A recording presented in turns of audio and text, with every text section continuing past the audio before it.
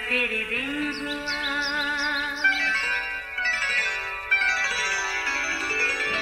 نیا پھر دن ہوا، پرانی رات کا کرے سو شکر ہم خدا کی ذات کا، خدا کی ذات کا نیا پھر دن ہوا۔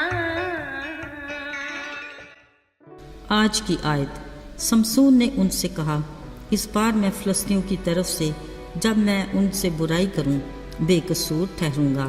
قضات 15 باب 3 آیت۔ عزیزو، آج کل کلام مقدس کا انوکھا کردار سمسون ہماری توجہ کا مرکز ہے۔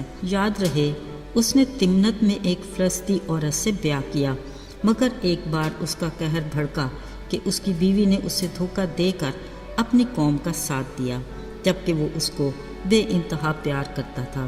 اسی بے دلی سے وہ واپس اپنے والدین کے گھر لوٹ آیا۔ اب وہ کافی عرصہ سے تبنت اپنی بیوی کے پاس گیا ہی نہیں تھا اور نہ ہی پیچھے اس کی کوئی خبر تھی۔ اس عرصے میں اس کی بیوی اس کے ایک فریق کو دے دی گئی جس کے بارے میں سمسون لا علم تھا۔ خیر، کافی عرصہ بعد جب گیہوں کی فصل کا موسم آیا، سمسون کو اپنی بیوی کی یاد ستانے لگی۔ اس نے ایک بکری کا بچہ لیا اور تمنت کی راہ لی۔ وہاں اس کی بیوی کے باپ نے اسے بتایا کہ کیونکہ تم نے پلٹ کر خبر نہیں لی تھی، سوچا تمہیں اپنی بیوی سے نفرت ہے، لہٰذا وہ ہم نے تیرے رفیق کو دے دی، پر دیکھ اس کی چھوٹی بہن اس سے کہیں زیادہ خوبصورت ہے، سو تو اس سے بیاہ کر لے۔ عزیزو، یہ خبر سمسون کے لیے فلسطینیوں کے خلاف ایک نیا بہانہ تھا، سو اس نے فلسطینیوں کو ایک خاص سبق سکھانے کا منصوبہ بنایا۔ اپنے منصوبے پر عمل درآمد کرنے کے لیے اس نے 300 لومڑیاں پکڑیں۔ 2 لومڑیوں کی دموں کو بڑے ہی منظم انداز سے ایک دوسرے کے ساتھ باندھ دیا، پھر ان کی بندی دموں کے بیچ ایک مشل باندھ دی اور مشلوں کو آگ لگا کر ان لومڑیوں کو فلسطینیوں کے کھڑے کھیتوں میں چھوڑ دیا۔ عزیزو، ذرا یہ منظر اپنی نگاہ میں لائیں۔ ہوا یہ کہ ان لومڑیوں نے ان کے کھیتوں میں ایسی تباہی مچائی کہ پولیوں سے کھڑے کھیت اور زیتون کے باغ جل کر تباہ ہو گئے۔ جب فلسطینیوں کو اس ساری کارروائی کا پتہ چلا، انہیں اچھے سے علم تھا کہ یہ یقیناً سمسون کا کام ہے۔ وجہ بھی سمجھ میں آ گئی۔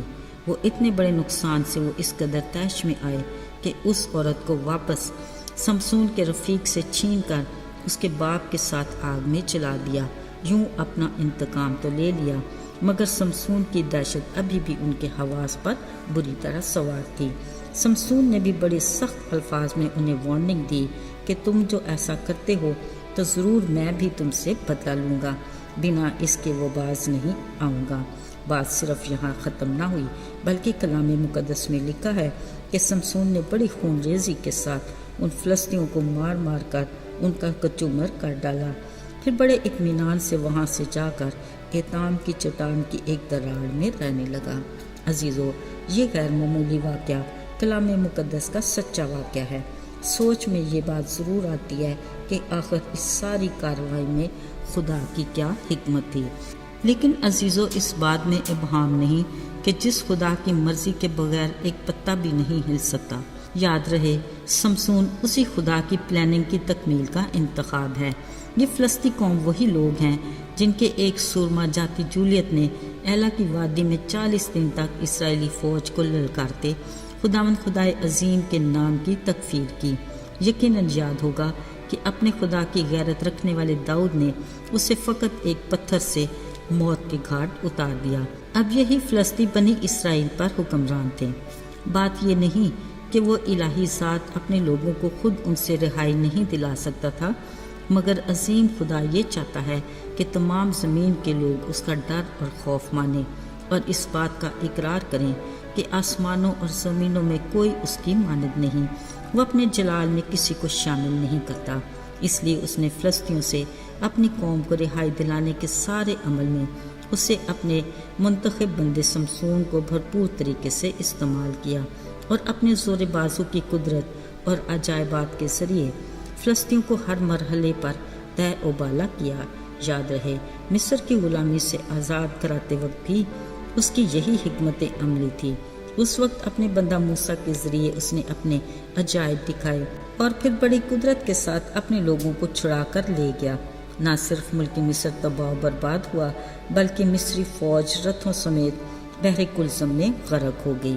عزیزو، تب بھی روئے زمین کی سب قوموں نے جانا کہ لشکروں کا رب الفاج کس قدر عظیم ہے۔ آج کے دور میں ہم جو اس کے لوگ ہیں اس بات کو کبھی نہ بھولیں کہ آج بھی وہ اپنے لوگوں کا نگہبان ہے۔ وہ اسی قدرت اور طاقت سے ابلیس جیسے بھیڑیے سے اپنے لوگوں کو محفوظ رکھتا ہے۔ وہ ایسا چرواہا ہے جو اپنی جان بھی اپنی بھیڑوں کے لیے دیتا ہے۔ 99 کو چھوڑ کر ایک بھیڑ کی فکر میں چل پڑتا ہے۔ وہ کسی بھی گمراہ بیٹے کو کبھی کھونا نہیں چاہتا بلکہ ہر روز اس کی واپسی کی راہ دیکھتا ہے تاکہ جب وہ مل جائے تو اپنے گھران میں دوبارہ شامل کر کے خوشی منائے۔ عزیزو، ہم کس قدر مبارک ہیں جن کا وہ خیال رکھتا اور فکر کرتا ہے۔ آئیے دعا کریں۔ زندہ جلالی آسمانی باپ، باوجود اس کے کہ ہم کئی بار تیرے نافرمان بن جاتے ہیں پھر بھی تو ہمارا خیال کرتا ہے، ہمیں پھر سے معاف کر کے اپنے گھرانے میں شامل کرتا ہے۔ اے باپ، ہمیں معاف کر اور اپنے ساتھ جڑے رہنے کا فضل دے۔ یسوع کے جلالی اور بابرکت نام میں مانگتے ہیں، آمین۔